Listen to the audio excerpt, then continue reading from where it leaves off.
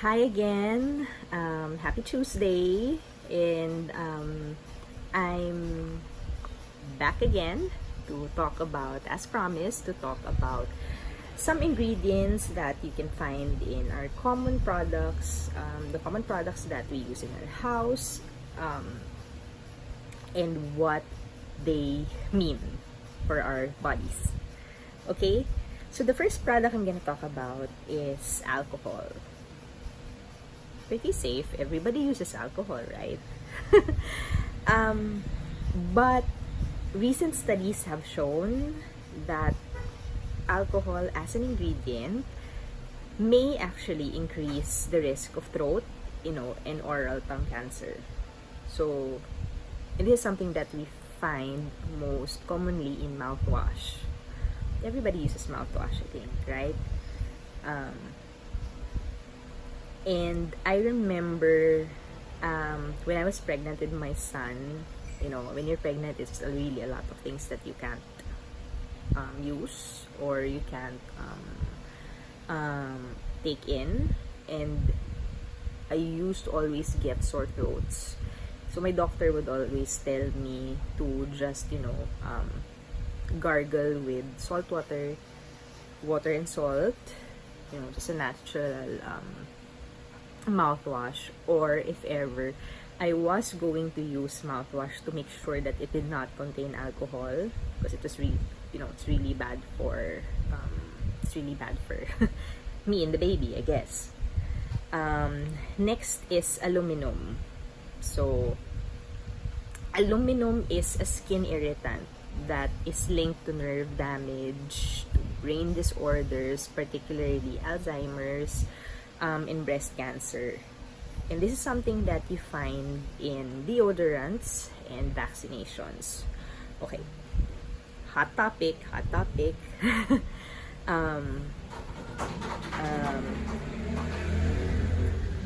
you're entitled. This is not a vaccination post, but I'm just stating a fact that it's there. Okay. And for the record, I am fully vaccinated. I fully vaccinate my kid as well. But deodorants are mine, and my husband's deodorant is one of the first things that I switch in our house. Okay, next. DEA, all caps, DEA or TEA. Okay. So it's a potential carcinogen that's most commonly used as, foam boosting, surfactant emulsifier, and also as a dyeing aid. So everybody wants, it's found in shampoos, in your conditioners, bubble bath, of course, shaving gels, shower gels, and also cosmetics. So we all like bubbly things. We feel like you get cleaner the more bubbles that a product has. I mean, I don't know, maybe it's just me. But actually, there's that thing that, if it doesn't feel like it doesn't bubble, then maybe it doesn't clean as well. And a lot of products use that particular chemical. So it's called DA or TA. So you can just search. It's usually there at the back of whatever product you have. Alright. Next is propylene glycol. Okay. Overall, if the product that you find, the ingredient rather, that you find in your product gets too complicated to even understand, then it probably shouldn't be there. Okay?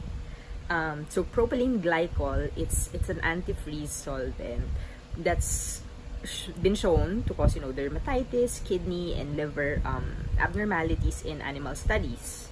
Okay? So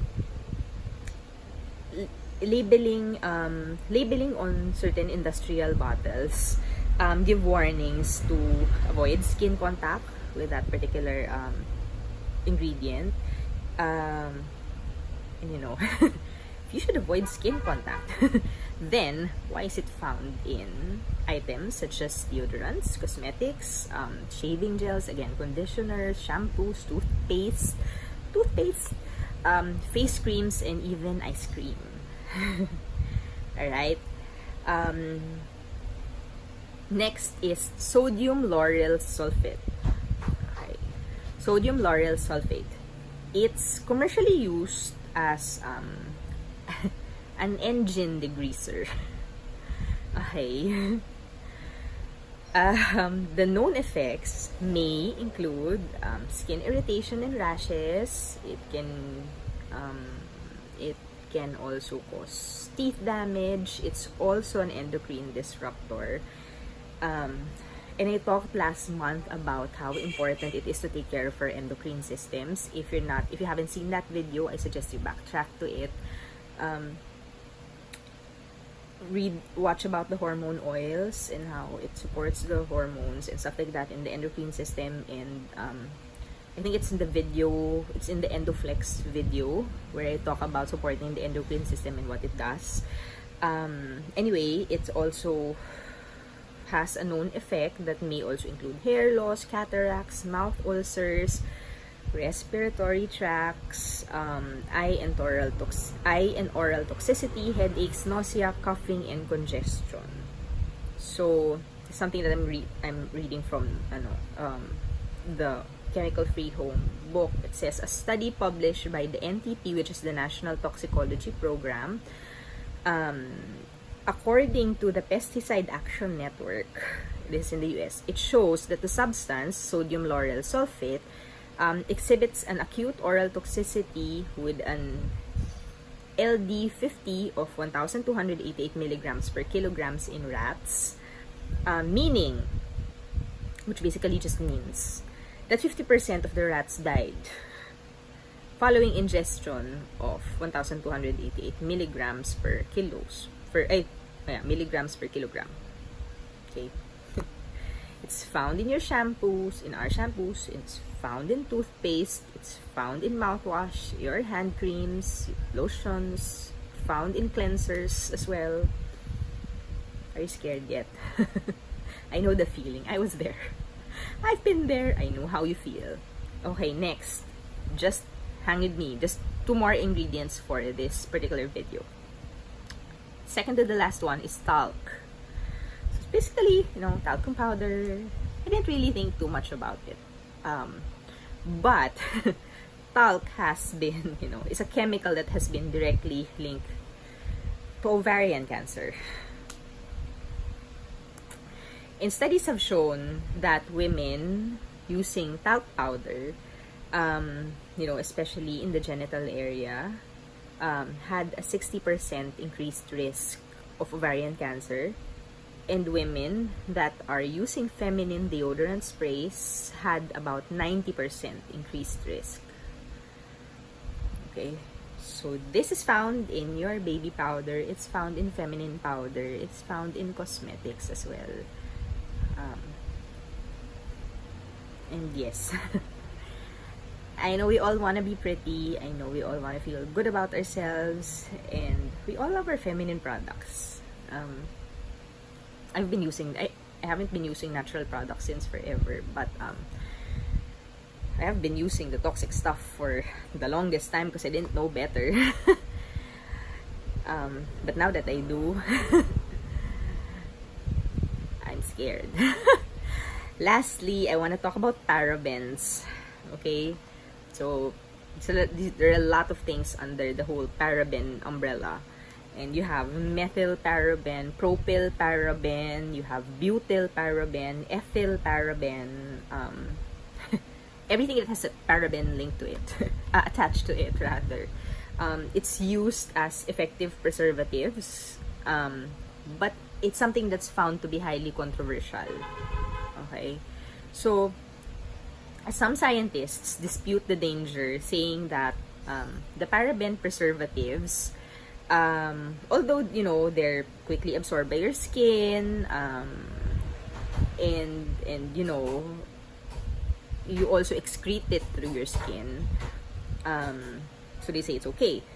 But a recent British study at the University of Reading, conducted by Dr. Philippa Darby, I guess, and her colleagues, on about 20 different samples of human breast tumors, showed that each of these breast tumor samples had traces of the paraben chemicals on it.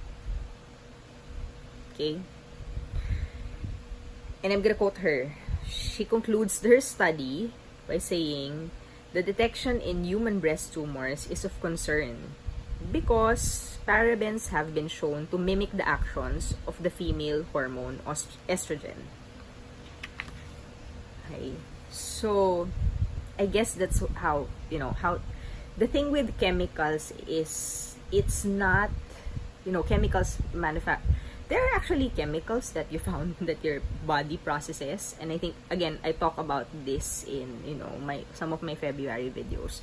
There are natural chemicals that your body makes. There are natural chemicals that your body makes. There are chemicals that you found that, plant makes. Then there are the natural ones, and there are also chemicals that are made in a lab that are that could mimic those that are found in your body and those that are made by plants. And I guess this is one of those cases. Okay. So there. Just putting it out there, just sharing and learning about all these things.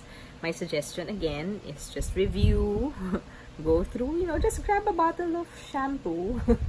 I'm not sure I'm going to have something, but just grab a bottle of something, there's soap, a box, it's all there. Check it out. So you have alcohol, aluminum, DA or TA, propylene glycol, sodium lauryl sulfate, you have talc, you have parabens, you have like all the parabens, methyl, ethyl, probyl, butyl. And just check it out or Google it.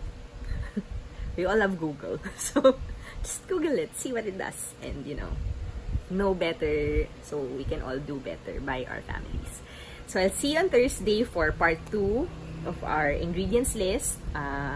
And again, you can go check out, if you have access to it, especially if you're in the US, you can go check out a copy of Melissa Pepping's The Chemical Free Home. Alright, bye!